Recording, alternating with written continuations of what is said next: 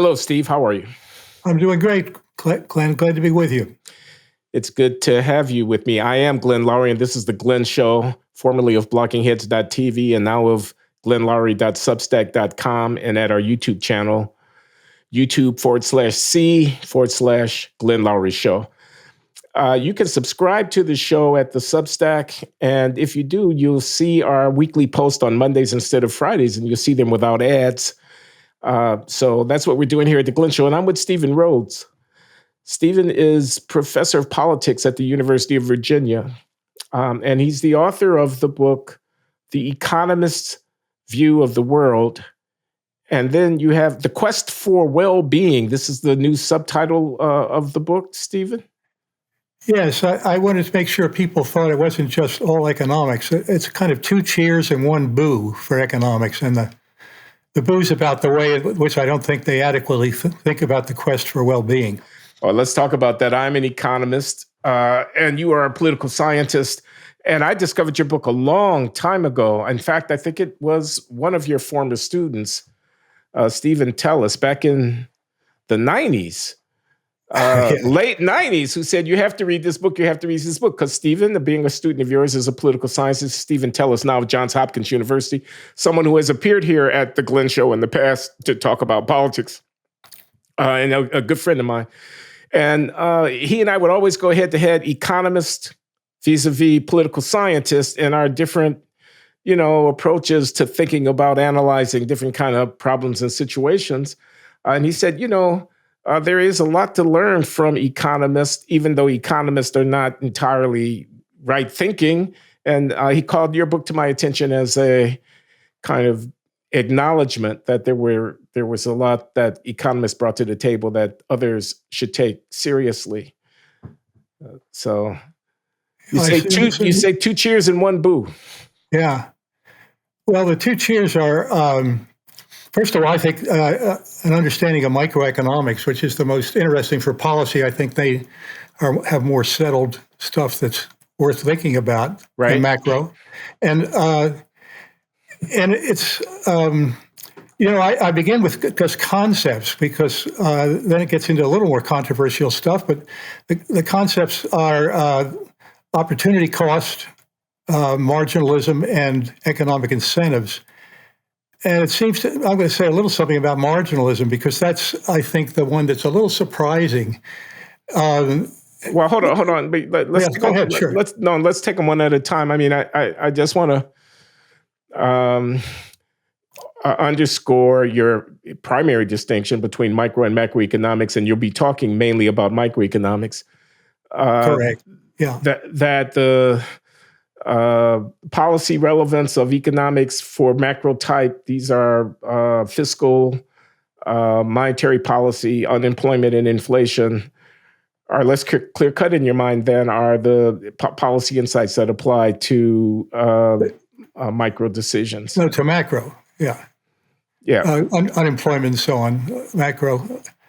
I'm into the details. If we had everybody unemployed, but they were doing things that are lousy and not much good to society and weren't doing it very effectively, that means the micros are not very good. So I'm focusing on the micro. I want to mention. Yeah, go ahead, Stephen.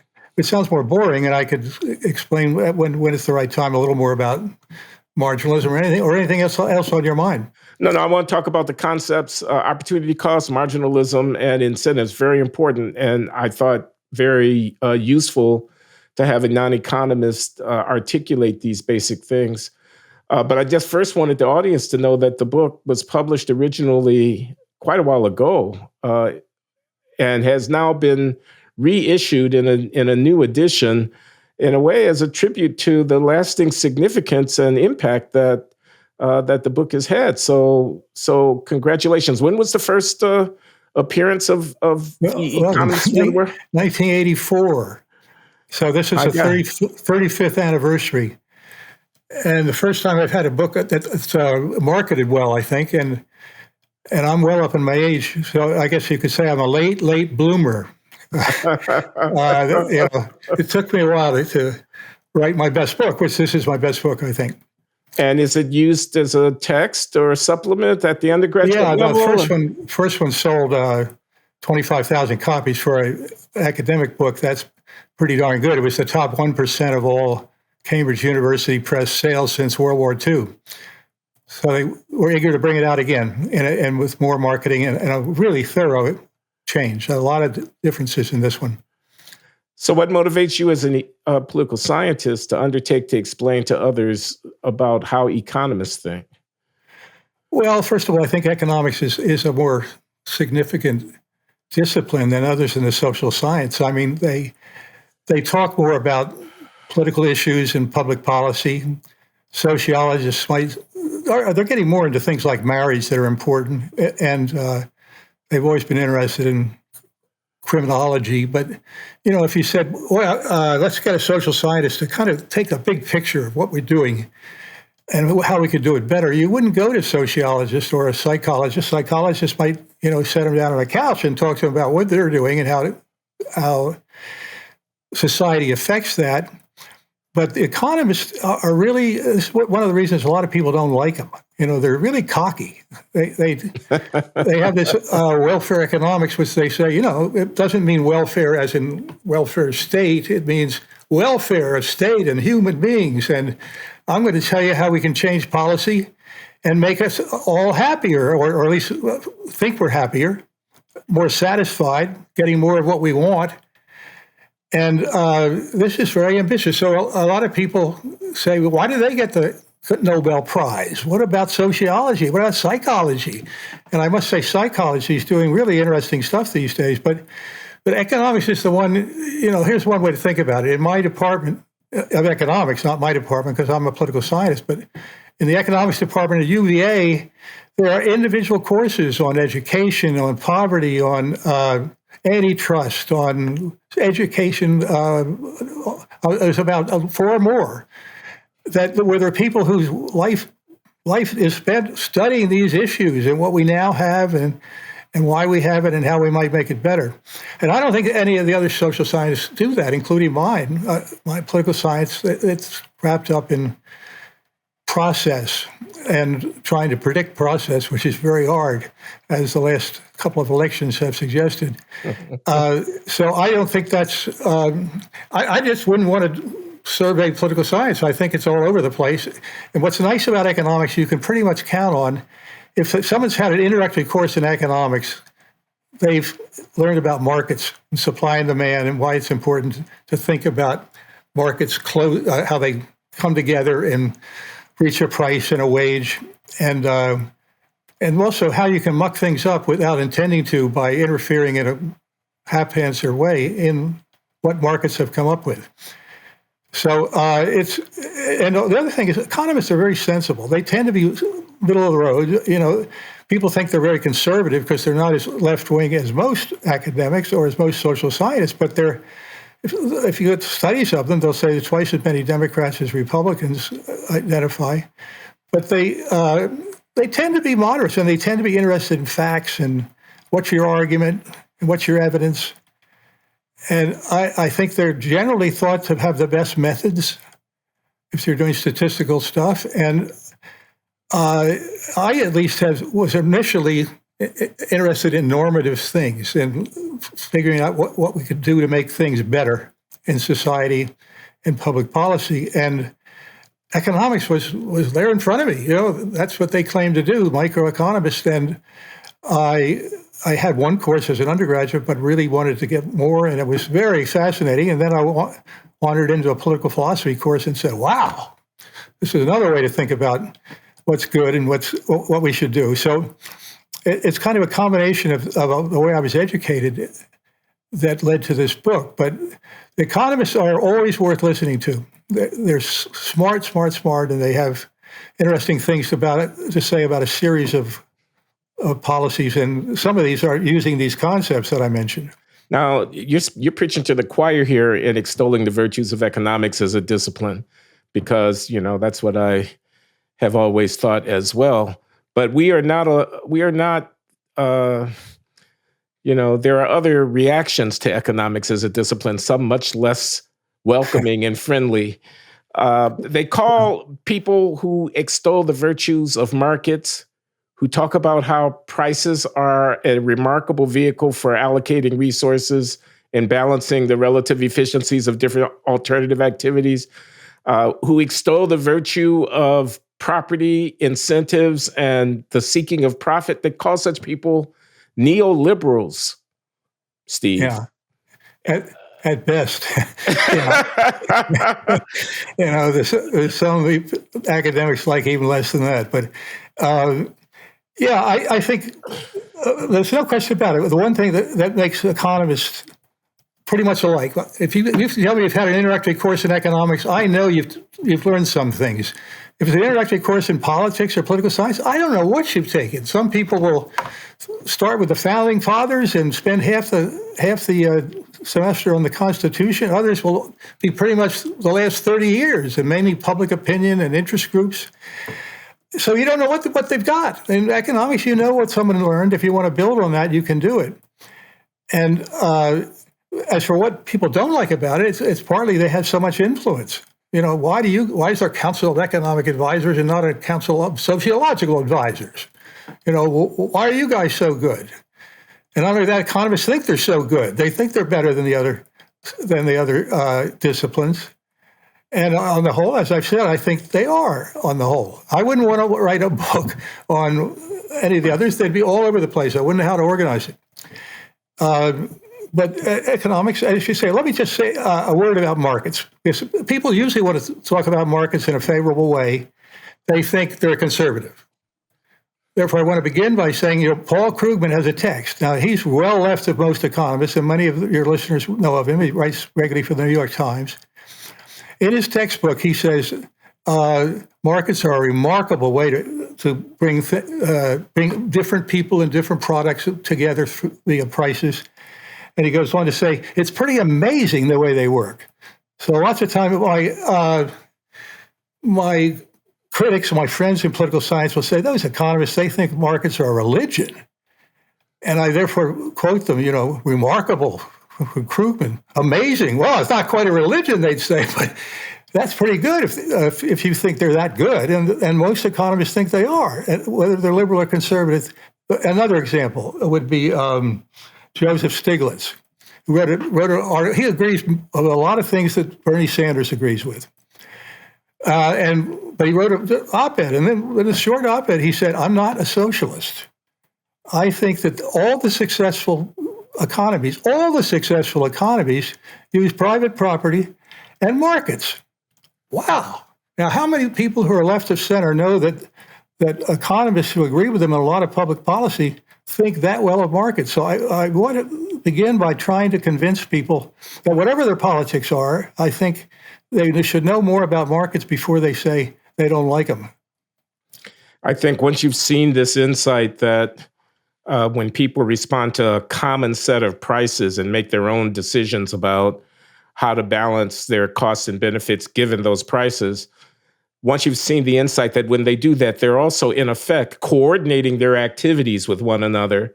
Yeah. They're balancing their costs and benefits against themselves, not only against the prices. Yeah. And you can do that simply through the price system. You don't have to go door to door, collect all the individual information, give all the instructions. I mean, let's be concrete. Suppose you want to reduce emissions of environmental pollutants. There are 100 million different sources of potential emissions. Each one has its own story to tell about what the costs are of altering its activities. You want to somehow reduce emissions, but you want to do it in a way that is efficient. Prices allow that to happen in a truly stunning way. And I think when you've seen and appreciated that insight, it's pretty hard to forget. Yeah, I think it is. And let me, I don't know if you got a chance to look at talk about sawdust. But, I begin by saying, markets, what do you do with markets? And if you were an administrator, how would you do it? Who would get all the iron? Who would get the steel? And then I simply declare what Chairman Mao said in China. He said, I got a lot of steel, but I forgot it doesn't travel by itself. I don't have enough transportation. In a market system, the prices would adjust, and when the steel started to accumulate, someone would get the idea to transport it where it belongs. And anyway, so but I say at the beginning, I say instead of talking about steel or something, I'm going to talk about sawdust. And then put the sawdust. Who cares? What is there even a market for it? And then I go through what an economist found when he went to Vermont in the summer, and he was asked a dairy farmer, why is milk so expensive these days? It's twice as much as last summer. And he said, oh, all my inputs are going up. The price of milk has doubled. And the price of sawdust has doubled. And the economist said, what's sawdust have to do with dairy farmer? He said, oh, we use it all the time. Our cows produce much more milk when they're comfortable lying down, and they love sawdust. So this administrator is probably shocked right from the start. I didn't know that. So I'll tell you what, we'll cut the price of milk in schools. We'll make it more because that's important. The kids got to get those vitamins, and we'll give them not just last year's allocation, but something more. And then the administrator is going to hear from the people in the building industry, because they're going to say, we know our costs are going up. And as you say, homeless is a big problem. And our costs are going to go up if we don't get as much sawdust as we used to have. And people say, what's sawdust have to do with building? Well, it turns out the particle boards, which are cheaper than lumber and therefore used a lot in low-income housing, have a lot of sawdust in them. So I didn't mean to increase low-income housing by giving more milk to the school kids, but now you tell me that's what I've done. Yeah, that's what you've done. And then, of course, the housewives who use it for mulch are going to start complaining, well, who said these are more important than I am? And you keep looking at it, and they're using charcoal briquettes, sawdust, and using all kinds of things you wouldn't think. They're even used in dashboards as a filler. And I think that before he gets to iron and steel, this administrator is going to throw up his hands. I didn't know all this. What do you want me to do? What the economists want you to do is be a little more modest and start with markets. You may need to adjust them, but realize there's a lot going on. If you change one thing, like the amount of milk to schools, you're going to change all these other things, the prices of all these other things. You ought to think about whether you really want to do that or not. Yeah, we could tell a lot of stories like that. But let's go back to the concept. So opportunity costs, marginalism, and incentives. Mm-hmm. Talk about opportunity costs. I mean, I think economics is unpopular in many quarters because we're the bearers of bad news. And the nature of that bad news often takes the form of, sorry, there's no free lunch. There's no free lunch. That's exactly right. Sorry to have to tell you, there's no free lunch. It's like you want to give all the sawdust there, you're not going to have any to give over here. And there's no free lunch. Of course, that means because somebody's paying for that lunch, just because some salesman maybe gave it to you hoping you'd buy a timeshare from him, doesn't mean that's free. It's not free. You've given him your time, which is worth something. Yeah, well, opportunity. I try to take the difficult cases because I talk about things like, for example, people will get really upset when they find out that an automobile manufacturer has made an automobile less safe than he could have. And they're taken to court, and they often get big millions and millions of dollars in compensation if they get burned because the gas tank was in the rear and so on. It's awful stuff. It's sorry it happens, but the economist says, we don't want to make the autos as safe as we could. Why? Because the mileage would be terrible. They'd be like bumper cars in an amusement park. They're too heavy. The mileage would be terrible. The pollution would be worse. We have to compromise. Even the highway program has to compromise. They take some of that money to give to beautification of the highways. They wouldn't do that if the only thing they cared about was safety. That's not our only goal. Maybe in a big war, it's our main goal, but not anything else. There's other things we want in life. And therefore, it's hard for people to believe that or want to believe that. And I often think that I want to live next to people who think it's hard to believe that. You know, lots of nurses think that way, and daycare workers, they don't want to agree that, no, I want to keep spending as long as we can save lives. And I say, I want you to be my neighbor, you know, because it's that kind of empathy and caring about human beings that you want. But you got to realize that the guy who pulls it all together is often influenced by economics because he can't do everything. And so I use how you got to cut corners a little bit on life saving, not cut corners. You always want to make the most effective programs, but you may not take bumpers, rumble sticks. Not sticks. There's rumble sides on the road these days. You start to go off the road, and your car starts to rumble. They've got some rumble stuff down there. So you'll wake up if you're starting to go to sleep. And so it sounds like a great idea. You don't drift off either direction because they've got these rumbles on the major highways. Yeah. Now, one way to think about marginalism in markets is to say, you always want to put one of those rumble sticks in every road because they're so effective? And I think you begin to say, no, there's too many roads. There's too many other ways to save lives. I mean, if there's a lot of traffic, you put the rumble strips in. But if you're talking about a rural place where you go from one town to another, and there's nothing to see for 20 miles, there's very little traffic. There's better ways to save lives than to put rumble strips in. Yeah. So what this shows, I think, is that the total benefit of anything, including a rumble strip, is usually higher than the marginal benefit. And a lot of administrators get away with saying, oh, our benefits are much higher than our costs. Look at this rumble strip. We did a statistical study and a lot fewer accidents. And the economist always says, what about at the margin? You put those rumble strips where there's the most traffic. I want to know how many people are we going to save if we put it at the lower density places. So that's a big decision between a marginal benefit and an average or a total benefit. It's easy to get the first benefits.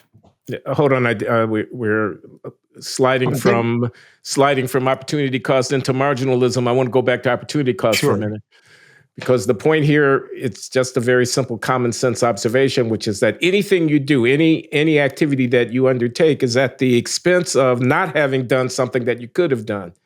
This is what opportunity cost is. It's the foregone opportunity. Right.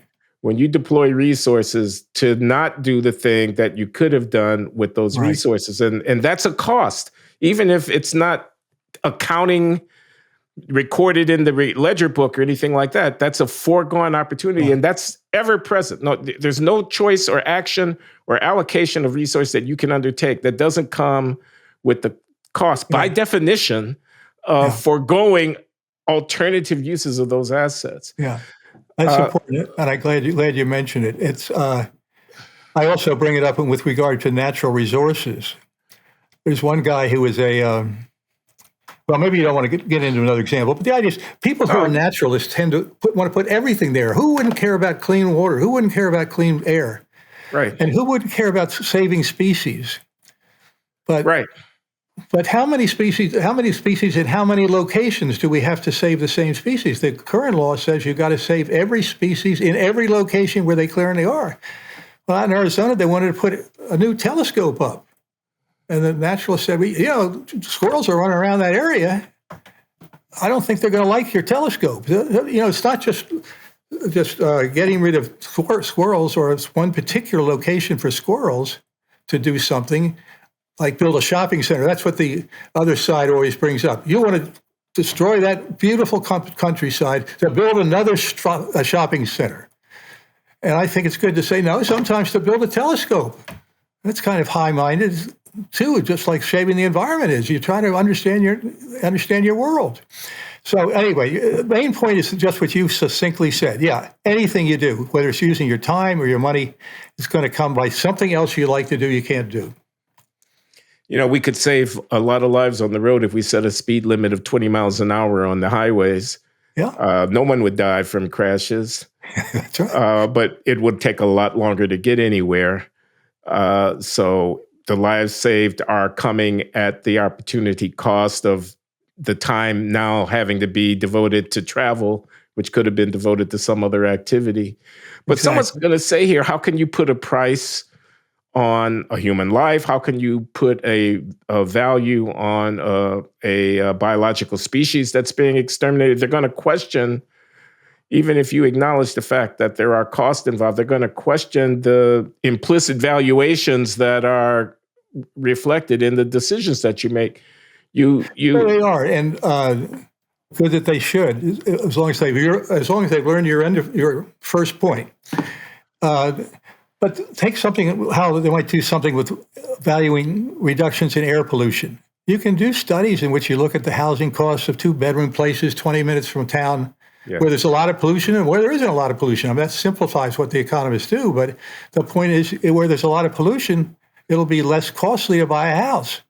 So clever economists can try to figure out what does that suggest is the value of getting rid of that pollution. The value would be, your property values at least would go up more like they are on the other side of town, other things being equal. So there's tricky ways, clever ways economists can do to try to deal with these issues. And at the final analysis, they say if you don't like cost-benefit analysis, where you put dollar values on the benefit, how about cost-effectiveness analysis, where you're simply looking at the best ways to save lives? And then you get into the question, is it more important to save a young life than an old life? And it gets trickier than that. But if you just do cost-effectiveness analysis, you come to the conclusion we spend a lot more money trying to save people in danger from chemicals in the ground or from nuclear accidents than we do saving lives in other ways that would be much more cost-effective. I mean, I saw one physicist trying to make this point where he said, if you had everybody in the country have a chest X-ray, everybody, one in a year, one person would die. If you had them live in, what was it, Arizona or somewhere? Die from the radiation. Exactly. Good point. Good point. You could write my book better than I did.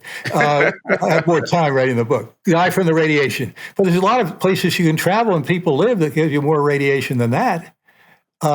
Living 20, if the nuclear plant doesn't blow up, which it almost never does, if you live 20 miles from it, you'd kill one person in a lifetime.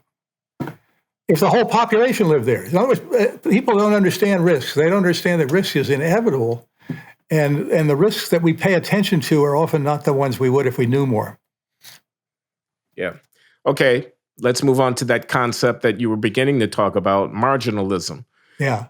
What do you have to say about that in the book? Well, I think this is the most interesting of the three because economic concepts is so obvious that if, we'll get to that if we like, but that would help you and have some understanding of that. But marginalism is kind of tricky. Adam Smith had a tough time with it. Because Adam Smith wondered, diamonds are so frivolous and water is so necessary for life. Why is it diamonds are more expensive than water? He couldn't figure out in use the value of something and in exchange what the value of something. He was a very bright guy, but the 19th century economists nailed that one down. But take something as sensible, it seems, as setting priorities. And a lot of localities will do this. They say, well, look, we're doing a lot of different programs. We have a little extra money from the federal government this year, which is true in this year.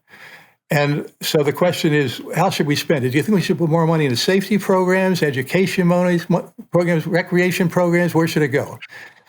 And then overwhelmingly, they're going to come back and say safety. That's why they never want to cut the police and fire, because they don't think about the marginal person who may just be sitting at a desk. They think, oh, that's very important, keeps people alive. So if somebody in that administrator was a sharp thinker, he might say, well, overwhelmingly, they want safety to be our top priority for new funds. And I think we should get rid of allowing Little League baseball players to play on public parks, because that can be a very dangerous activity. They get hit in the head. There are more eye injuries for juveniles from being hit in the eye by a baseball than any other athletic activity. People could die when they get hit in the chest with a baseball. This is not a safe activity, and we should not be subsidizing it with taxpayers' funds. Now, how do you think that would go over? Not very well. Everybody would say, well, wait a minute. You say there's something the matter with everybody, injuries in any activity a little bit once in a while. So, a little bit, the guy died. I know, but we've already covered that, right? We've already covered an opportunity cost. You can't save everybody. It's too expensive. But the point is, these things happen very, very rarely. If you think of how rarely they do, and we're ruining the lives of so many 8, 9, 10-year-old children by saying they can't play baseball. It's just not what people meant to say when we asked them. You're not going to get a good answer unless you can phrase the question as marginalism. Should we have this program which would accomplish this? Or is this a higher program which would accomplish this and would cost this? If you don't get into the details like economists always do, you're going to get very bad indications of what the public really thinks about That's what marginalism is, thinking at the margin. Okay, let's go back. You started with Yeah. the diamond water paradox. Yeah. Use marginalism thinking to explain. So here's the paradox: is that water is absolutely necessary for life. Diamonds are a bauble; they're Yeah. a Right. toy. You Yeah, don't that's need right. diamonds; you could do without them. And yet, water is cheap, often free. Yeah. Diamonds are to the user, and diamonds are extremely expensive. How is it that the price of diamonds is so high when the value of water is so great? Yeah. I, How do you use marginalism to account for yeah. that? Well, you didn't. You're right. I didn't have time. I hope it's just time, or not as succinct as you are.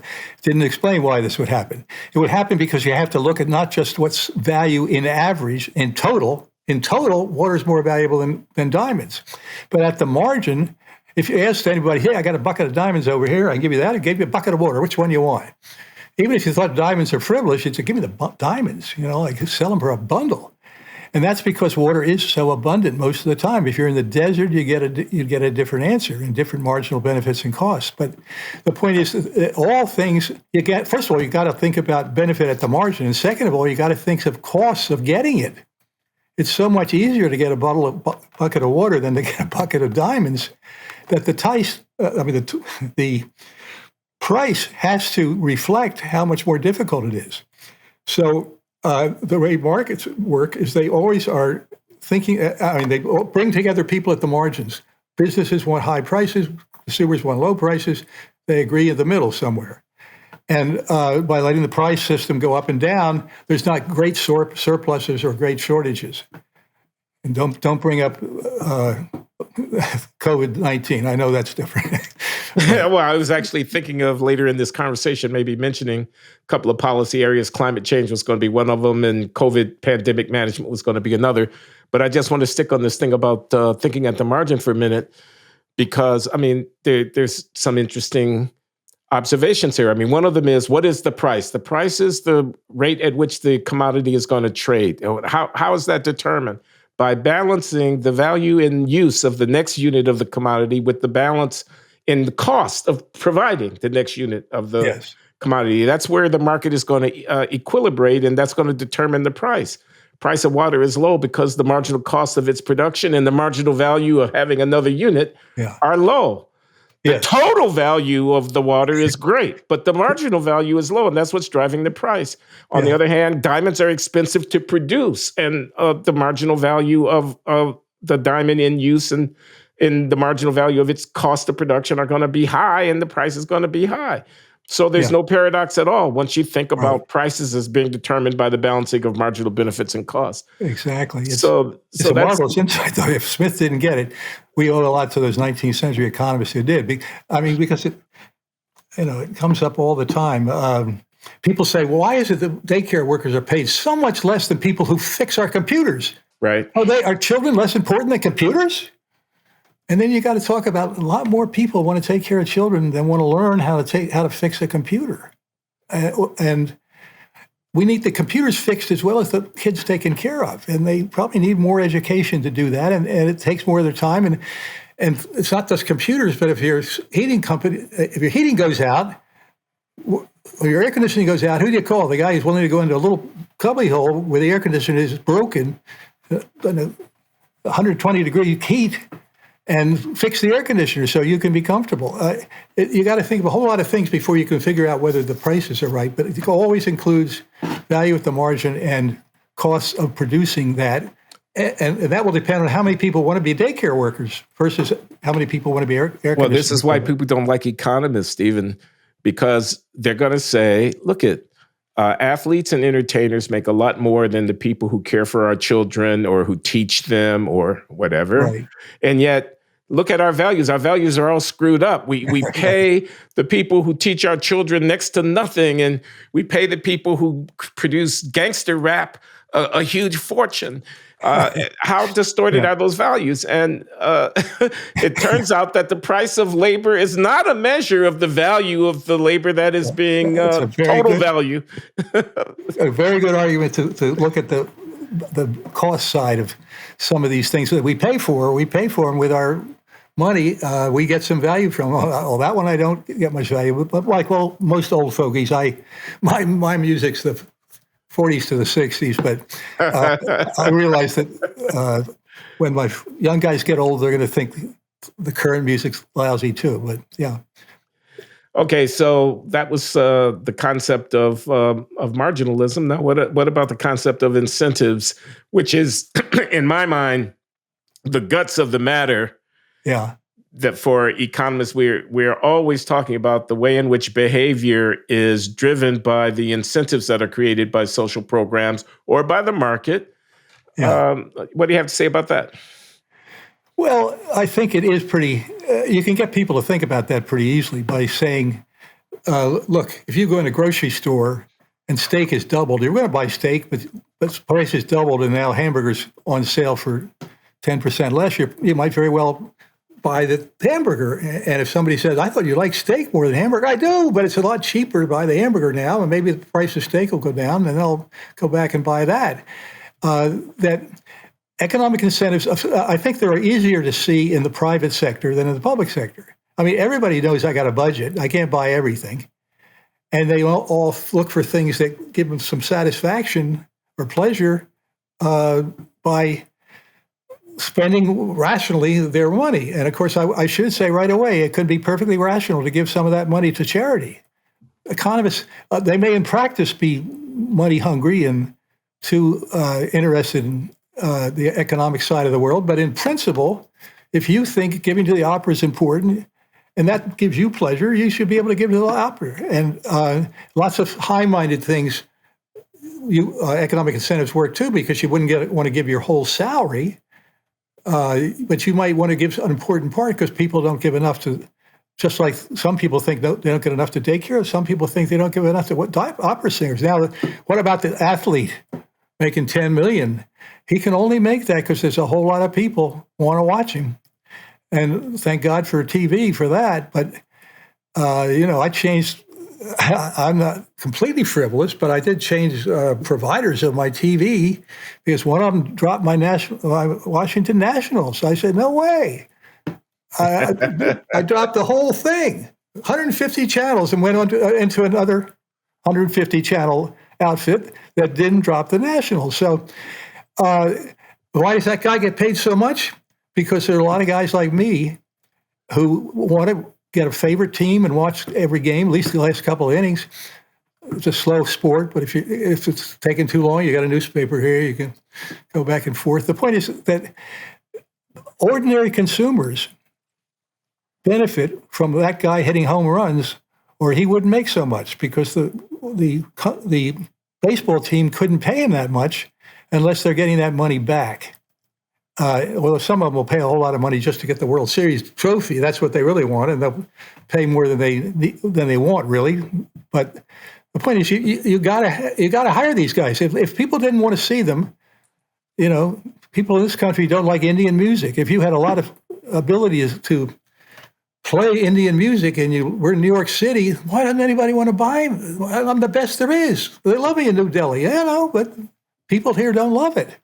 So a lot depends. This is what's at the center of the values of economists is consumer sovereignty. Whatever people want is what they should get. And there shouldn't be some blue nose up there telling them what they should buy.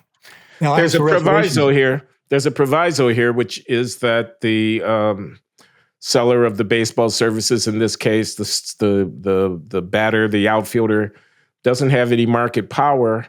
He's not able to extract a greater than what the marginal consumer is willing to pay price out of the market. I wonder if we would apply the same logic to executive salaries. Would you say that? Yeah. I talk about executive salaries. I have a whole chapter on equity and distribution of income.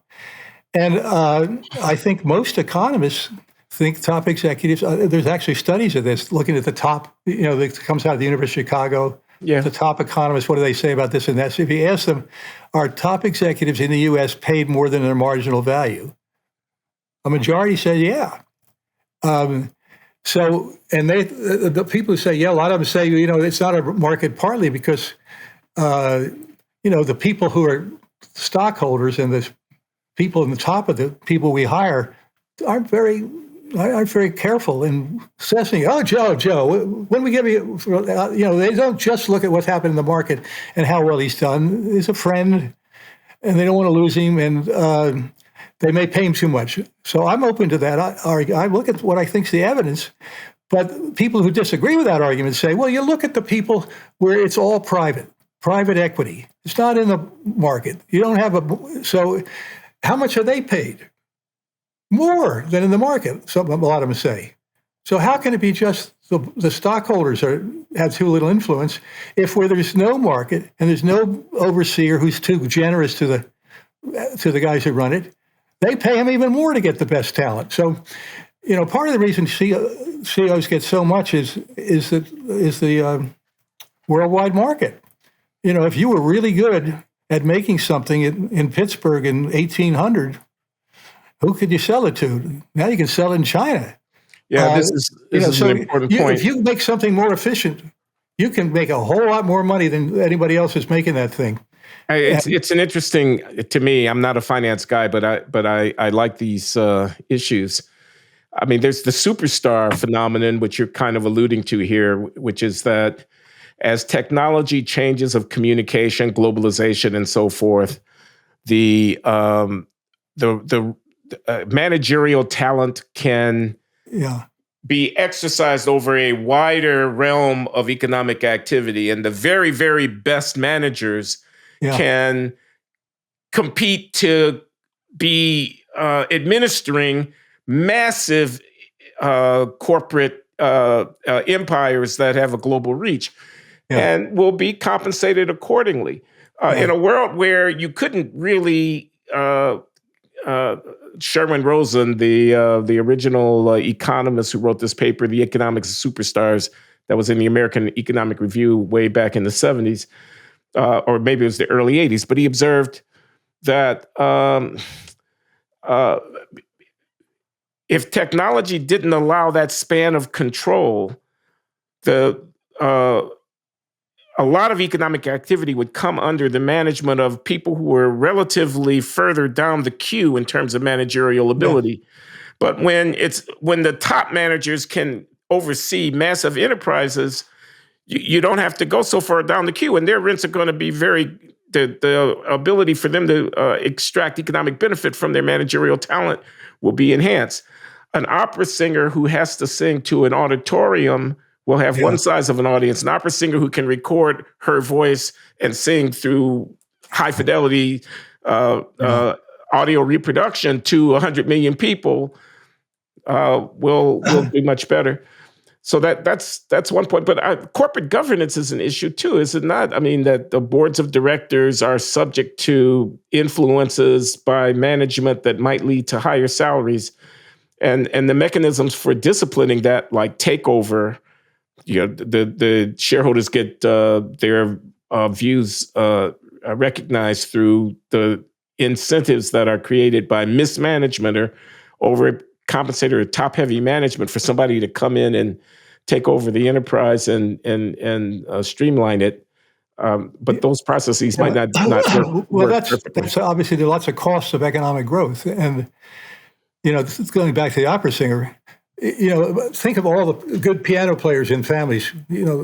Often the woman, but sometimes the men will often learn to play the piano. And every Saturday night, the whole family get together, maybe ask the neighbors over because Susan was a terrific piano player. Everybody sing, "Susan, you're so good. Thank you." Now nobody wants to listen to Susan. I got it stereo right over here. It sounds a lot better than she does. Now, it's not quite that bad, but I mean, they're losers from economic growth. But in the conclusion, I point out that there's a 30-some improvement over 1800. If you want to talk antitrust, where there was a big monopoly problem, go back in 1800 and look at the company store, the only one within 50 miles. Now we've broken down. They can jack your prices up because they had a local monopoly. Right. What are you going to do about it? And so now it's a lot better than that. Every 50, this is something Deirdre McCloskey goes over a lot, but 50 years later, there's more competition. Now you don't even have to go anywhere to have competition. You just pull up your computer, Best Buy or whatever, and see what you can get the same thing for. So it's hard to make the case that competition through time has gotten terrible because what McCloskey says is, look at how much more we have now. If you asked a college student in 1950 to come visit the apartment of one in now, he'd be amazed. Telephones. Well, I remember being amazed when my neighbor got this one. He could walk around outside and talk on the phone. What? Yeah.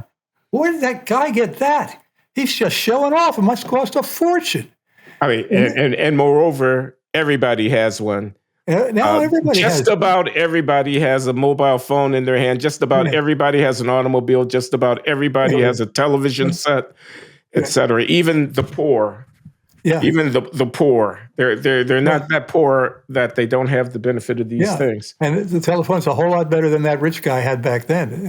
Let me ask you a question about incentives, because I often get this argument, sometimes from my lovely wife. My wife, LaJuan, is a Bernie Sanders left-wing Democrat, and I get this argument. I'll say incentives. I'll say you cannot extend unemployment benefits indefinitely.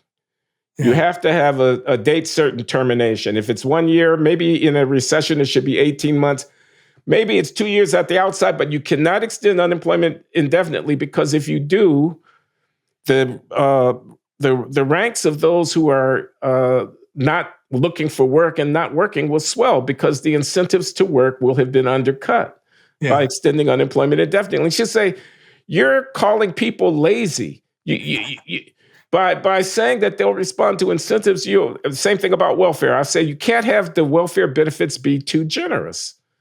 Because if you do, you'll produce more poverty. People will change their behavior. It will be affected by the response is to invoke the behavioral reaction to social policy being too generous, is to condemn the people who are in need of help based on some moralistic judgment about their behavior. Have you heard this argument, and how do you respond to it? Yeah, sure. And the point is, I think ultimately you hate the people you're giving the money to, because, I look into the guy like, what's his name? Summers, not Arthur, not Larry, but Arthur Summers, who I don't know gets on what makes people happy, and he says one of the reasons he criticizes economics, he says they're all about cost versus benefit. Cost is the labor, benefits what you can spend it on. He says most people love their jobs. Most people, if they win the lottery, say they wouldn't quit their jobs. Now that's kind of what your wife is saying, but I think a lot of the people who are unemployed, who would be tempted to be unemployed, are going to be miserable. That's what he also finds. If people don't have a job, they don't have those relationships they get from ordinary, regular contact with people. 40% of Americans say they're lonely. That's amazing.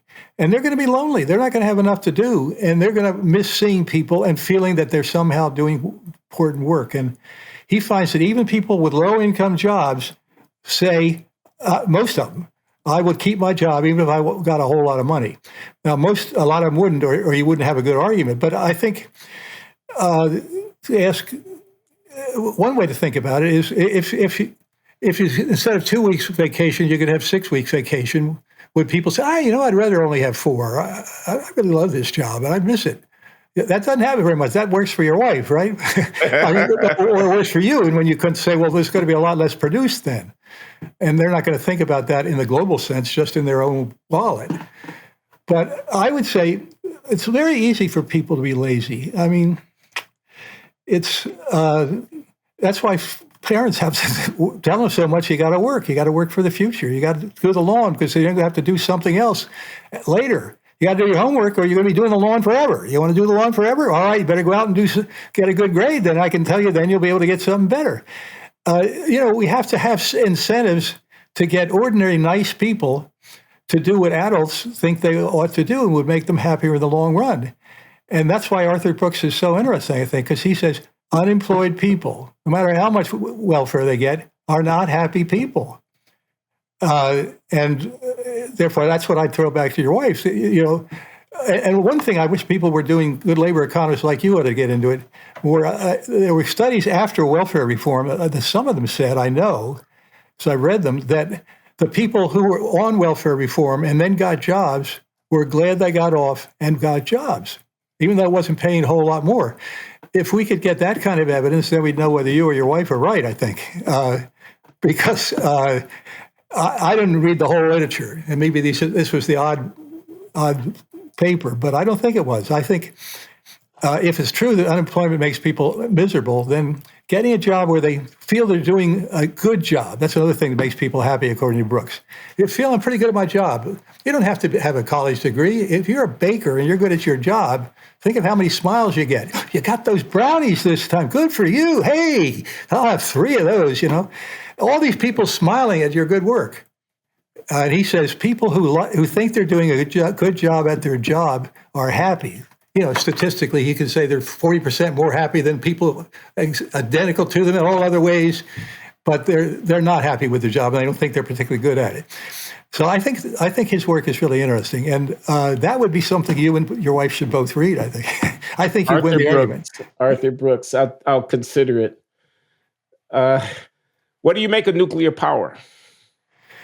Well, I'm not an expert, but I make. My first cut is to say, are we rational in our decision-making about availing ourselves of that technology? And does economics have anything useful to say about that question? That's what I'm trying to ask. I think it does, because it looks at, well, what's the alternative? How many people die in coal mines? We haven't had how many people have died in nuclear accidents or living near a nuclear power station? That's why that physicist wanted to find out there was only one. If the whole country lived for a year within 20 miles of a nuclear power station, one person would die. People who live in Denver, far more died just from the soil. I wonder how many in Denver don't even know that. But I think we overdo it. It's again trying to get things where there's no risk. What are the alternative risks? All this pollution, all the people die from pollution. And of course you can say, well, we don't need all the things we buy and so on. Well, the people who buy them think they need them. And I think they're probably right that a lot of the things we don't need and the most important things to life, this is what I get into more in my critique. The psychologists also get into this. They say it's friends and family, relationships. And the worst problem we have is loneliness. 40% of Americans think we're lonely. Gives me a chance just to dig at Economist one way that I think is important. Meals on Wheels? Yes. There's a program. You take meals around a hot meal. And economists say, what is this? A whole apparatus just to give people hot meals? Give them some money, they go buy some Stouffer's. And it's interesting to talk to the people who deliver the hot meals. I didn't talk to them, but there was articles written about them. They say, if you saw how happy people were when I come there with a meal, their smiles like, oh, Elizabeth, thank you so much. Come in and talk a while, will you? Some of them haven't talked to anybody in a week. Yeah, these are people who are shut in, not so mobile, elderly, and so it really get benefits from it. It's not just the meal that's being delivered; it's also some social contact. Yes, exactly. That's true. Now I'm sitting here thinking we're talking about incentives and markets. That the healthcare sector of the U.S. Economy, any economy for that matter, it's huge. I don't know, 15% of U.S. GDP, something like that, and I don't see prices anywhere in the decision-making about whether a surgery should be undertaken. Eventually the bill will be paid because there's no free lunch, as we know. Yeah, right. But the patient is not sitting with a calculator asking whether or not the marginal benefit and the marginal cost. The physician and so on is making a decision. Insurance companies are making decisions about what they'll cover and what they won't. And it just strikes me that there's potential for greater efficiency and resource usage within the healthcare sector if more reliance on the price signals to make healthcare decisions could be encouraged. What do you think about that? I think you're absolutely right. And I think people do studies and say exactly what you do, that how much of healthcare is completely wasted. They do studies in this part of the country. There's twice as many operations for such and such as there are down here. Well, what do you know? There's twice as many surgeons doing those up there. In other words, the thought that there's illness and you got to get rid of it, and everybody knows when they're ill, and every doctor knows what they will. It's not right. When the price is lower, people buy more of something, and the price is next to nothing these days. Now the problem is, what's the incentive of the politicians? They're going to get rid of, we used to kick is not the way the people would want to think about it. But, think about people who've had a baby.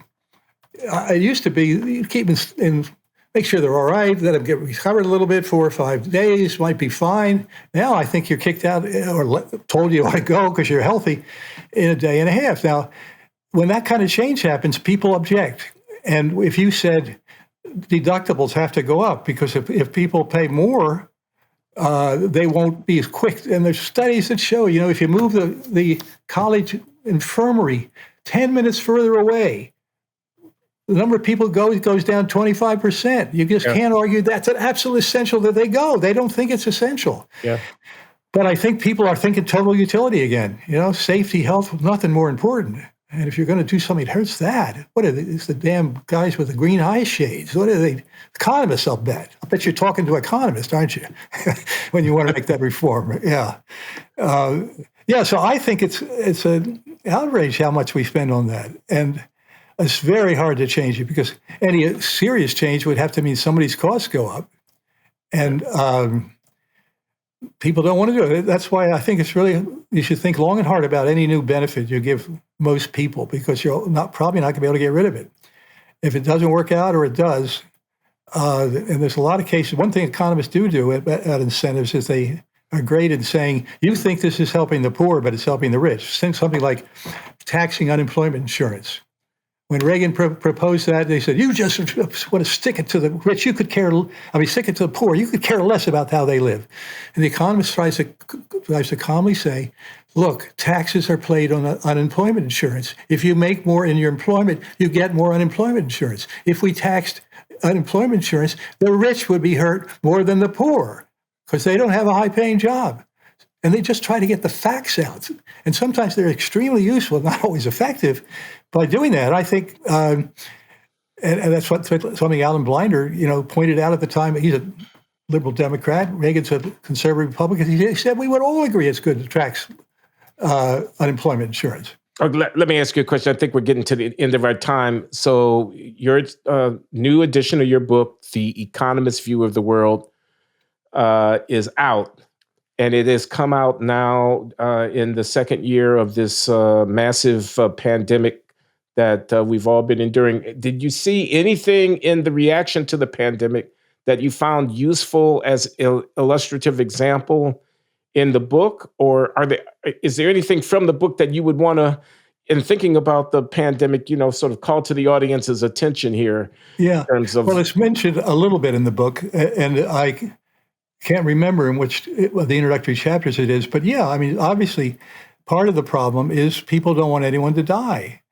And I have my son is an economist, actually, and not an economist, he's a statistician, but he reads a lot of economics. And he's very upset about this. He says, a lot of these people they say are dying from COVID are going in there with a bad heart, and nobody says, was it the heart or was it the COVID? They just say it's COVID. He thinks the accounting is terrible, and it'd be easier to have sensible policy if we realize that the number of people dying from COVID is less than the stats say, and that a lot of people die from flu too. And we ought to be looking at, certainly by the time COVID gets down to the number of people who are dying of the flu, we ought to say, look, it's not a special thing like we've been treating it. My sense is that's where the direction of everything's going, because even the people who do everything the CDC says to do, Australia, Japan, so on, they're getting hit with a lot of COVID. They're getting it later than the others, and there's some benefit for that. It helps the hospitals. But I think it's helpful to the economists to say, look, I want to tell you some of the ways we could save lives, not the people who have COVID, but who are dying because of not having enough heart pumps or not having, I don't know what it would be, but you could find, I think, a whole lot of people who are dying of other things who would be a lot less expensive to save them. Look, I would just amplify. If we were to only be concerned about saving lives, if that were the only thing we should be concerned about, and there's plenty of reason that should not be the only thing that we're concerned about, but even if I were suppose that were the only thing we could be concerned about, we have to recognize that some of the things we do in response to mitigating COVID might save fewer lives from the loss of COVID than they actually lose from the consequences of having done those things instead of something else we could have done. The opportunity cost in terms of lives, measured in terms of lives even alone. Even just in terms of lives, yeah. Might militate against undertaking that activity. So Yeah, The plus what concept it of does to kids in school. I mean, apparently that's another, they yeah. don't learn nearly as much. It's going to affect a whole generation. Eric Hanashek, the economist at the Hoover Institution at Stanford, has estimated many, many hundreds of billions of dollars of foregone lifetime earnings Yeah, from the school closures, which you could set against the medical benefit from it. And it's a pretty expensive way to save human lives, closing the schools, according to that kind of an analysis. yeah. The kind of analysis economists will bring to your attention.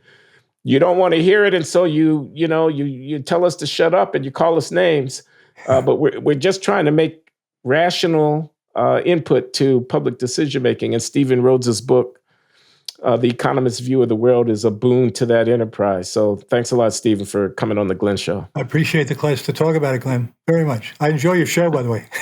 I'm glad to hear that. Thank you.